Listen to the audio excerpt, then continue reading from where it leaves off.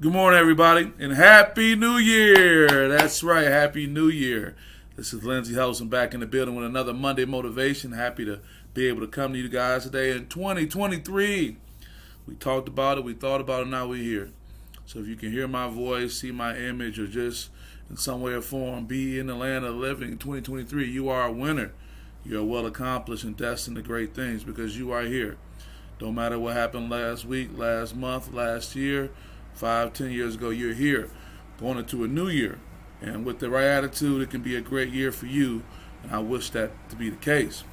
So what is today's topic on this Monday Motivation? It is fear versus self-sabotage.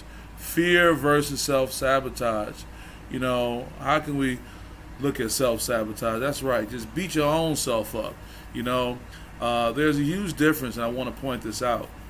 I've been able to notice this initially in the sporting world when I deal with athletes, but you know that carries over to lifestyles and relationships and all these different things, and we hear about it a lot. There was a great article in Fast Company. I love that magazine. I don't get to read it enough. I probably just need to get another subscription. And the article was titled "Why We Self-Sabotage," and talked about 3 ways to stop doing it. We'll talk about that, but it really did good in just kind of breaking down the terminology and reintroducing some things, and I'll share that. It talks about if you have low self-esteem, you probably have done too many times. Self-sabotage your way to happiness, to good relationships, to promotions, recognition, a well-deserved moment. Yeah, that's when we get back into the term LIL, L-I-L, and I'll probably do a whole Monday Motivation on the power of that term when we downplay ourselves. I remember being with a college athlete recently, and he talked about, I got my little degree, and I had to stop him, man. I almost had to put him in the headlock and say, look, don't call it a little degree. And what he realized is that based on the people around him, he would always downplay that. But that is not your role to downplay your success and what's going on and what's happening. Hey, starting off the new year right. Michelle Mimi Watkins, good morning and Happy New Year to you. So good to see you and hear from you. We made it. We went through pandemics and all this kind of stuff, and now we're in 2023, Michelle. Can you believe that? I believe it. I'll take it. But thank you for always being there, always being a supporter of SPS and the platform and everything that's going on. And now we're talking about this self-sabotaging that many of us do, or many of us should be aware of, because it may not necessarily be you with low self-esteem. My self-esteem was impacted in a positive way going back years ago, thanks to my mother, listed here as Patricia England, and because a simple thing changed my attitude towards self-esteem. I remember being a kid, and what do kids love to do in the summertime? Get ice cream from the ice cream truck. I remember telling my mom I came up with this ingenious plan. It was a genius type plan, Michelle. I told my mom, I got an idea. When I grow up, I want to work on the ice cream truck. That way I can have all the ice cream I want. Boy, I was a smart kid, wasn't I? And my mother, bless her heart, with all her wisdom, she said, no, baby, you don't want to work on the ice cream truck. You want to own the company. And that did something to my mental thinking early on. That did something to the neurological tracks in my brain as far as wiring me. And here I am so many decades later as a business owner. I don't partner, I lead. So I talk about we may be in different places when it comes to self-esteem, but it's still something that can be addressed. Also, what may be causing self-destruction behavior? What causes self-destruction behavior? You know, it could just very well be a number of things. Why is it that we self-sabotage? We do it because we want something, and then we fear that we may actually get it, and that we won't be able to handle it. And so we ruin everything. We do this with relationships a lot. I've had the experience with individuals who talk about, I do self-sabotage relationships, referring to themselves because they have their own issues with self-esteem or reason why they think that person wouldn't want to be with them. And then when they have an opportunity to develop a relationship, it fizzles and goes away because the person is self-sabotaging. There's also this fear of greatness that we have. People have a fear of being great. Abraham Maslow introduced this concept back in 1971 in his book, The Farther Reaches of Human Nature, where he talked about the dread of self-actualization and becoming who we're destined to be. You may be destined to be a ball player. You may be destined to be, a bright mind. You may be destined to be all these things. And sometimes when we look at the idea of it coming together, it just overwhelms us. And for me personally, I think it has a lot to do with your circle. It has a lot to do with the people you're around, your friends, your aunts, your uncles, your mom, your dad, and what they say to you and what they pour into you. You got to think about the messaging we get all day long, all the time. Whether it's saying you're going to go to the NBA and you feel good about that, and you look at that, or they tell you, hey, you're never going to be nothing, just like your mom, just like your dad, just like your cousins, just like this neighborhood you from, or you'll never live up to the expectations. So there are all these different things that can require a lot of us, or that impact a lot of us as it relates to a fear of greatness. And then they talk about a third thing that impacts that is just this negative self-image. This negative self-image for yourself. You know, it's a really fine line, because if you talk about young people who feel good about themselves, who want to put themselves out there, you know, some can say you're arrogant, too conceited, too stuck on yourself. But in many cases, the extreme reverse is that you don't feel that you are able to accomplish anything. That anytime someone says something to you that distracts you from your goal, you'll believe in it because you have this negative self-image of yourself. The article goes on to talk about self-sabotage, and often comes down to this negative self-opinion at to the core of who we believe we are.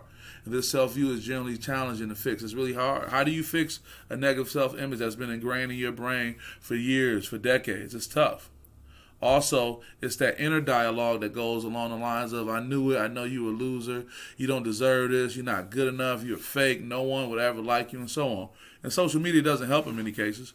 When you see these selfies that are, you know, somebody standing in the, you know, in you know, some exotic place or some exotic car, not knowing that it probably took 20 shots to get that. And it gives you this idea that they have so much going on, and not to say that they don't, but these things can really penetrate. There's also the term, the cognitive dissonance theory, and it states that we want to maintain this consistency between our beliefs and values on one hand, and then our actions on the other hand. So we want to believe that we can do it, but then we don't want to set ourselves up to step into a situation where it can't happen. That's just fear of failure. I want to talk about an experience that I had with the great Chris Webber when we had an interview just this weekend, and we talked about that, and he introduced some thoughts from my guy, Kobe Bryant. You know, I'll get right into that. Was happy to have a chance to sit with Chris. Shout out to Tom Negocian, the whole North Farmington family for being able to invite me in to cover what was taking place over there. And Chris Webber was, you know, the presenting sponsor for this, and we had a great time to have some great dialogue. But when we talked about sports, and he talked about sports being fair to everyone because it's unfair to everyone. And then he went on further and talked about his relationship with Kobe Bryant. And he reluctantly talked about it because he said so many people talk about it. But the reason I want to bring this up, he said Kobe's work ethic came out of a very natural feeling of fear of losing. Simply put, he said Kobe knew that no matter how hard he worked on defense in the NBA, a guy still can hit a shot. No matter how hard he worked to make a shot, he had to learn to make free throws because he may have missed a shot before. And he said it with all due respect. So this fear that we have sometimes, guys, we have to realize it comes from a natural place.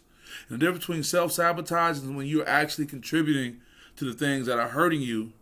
And sometimes we don't recognize that. Well, I will say fear is natural. Fear is real. It's okay to be fearful of something, but the difference is you have to face your fear. Like Kobe did. Kobe had a fear of losing, so man, I got to put in some more work to address this. But the self-sabotage is when we just hurt ourselves, folks. And we just do this in a way knowingly to prevent ourselves from having this great opportunity to go forward. So how do we respond to self-sabotage? The Kaizen, the Japanese philosophy of continued self-improvement, states that you only need to improve by 1% today compared to yesterday. What a great message for the first of the year. What a great message coming in to tell you that, hey, you don't have to worry about, doing all these things today. That's why they say the gym is so crowded. Somebody posted, shout out to my guy Quan Johnson, he's so silly. He posted, the gym is crowded. Get out them people way. Like y'all coming in the first of the year. But listen, we all want to improve. But I think sometimes with social media and these other, factors, we put this, burden on ourselves for this extreme self-improvement in an immediate amount of time. But look at the Kaizen way. 1% improvement. I've been taking on a hot yoga for the past few weeks. It's been a great experience. I plan this to continue to be part of my lifestyle. But in that, some of these moves I just can't get. I just don't have the flexibility now. But I remember staying at it. And then one of the moves I was having a challenging moment to get, I was able to get. And instead of me saying, man, I got to get it all right now, I said, no, let me work on just a little bit. And then as it relates to the theory of self-preservation, of self-sabotage, too many times because we can't get it all in one time, we want to just shut it down. I just want to tell you guys going into this new year, fear is okay. It's okay to be fearful of things as long as you address those fears. But self-sabotage is something different. We may have some deep-seated issues going on in our life, or we may possibly be contributing to someone's self-sabotage by the words we use and how we respond to them.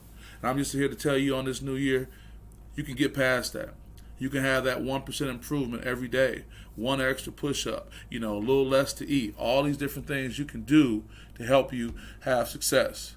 Michelle says, don't get stuck in the fear. I appreciate that, Michelle. Don't get stuck in the fear. The fear is there, and fear is a natural thing, but you got to address the fear. You got to go find the boogeyman to turn the light on. You got to do all these things and recognize it. And many times you'll realize that what you fear is something you shouldn't fear. It's just something you didn't know about. And many times the fear is about the unknown and the ignorance to something. And once you find out more about it, you'll be able to overcome that. So I've gotten past the 10-minute mark. That's been about my time. I just want to thank you guys for supporting SPS in years past. And I pray to continue to have your support going forward in 2023. Hey, nothing is promised, so let's get what we got to get when we can get it. And with that, I want to wish you guys the best. A happy new year, and I'll see you guys soon. Take care.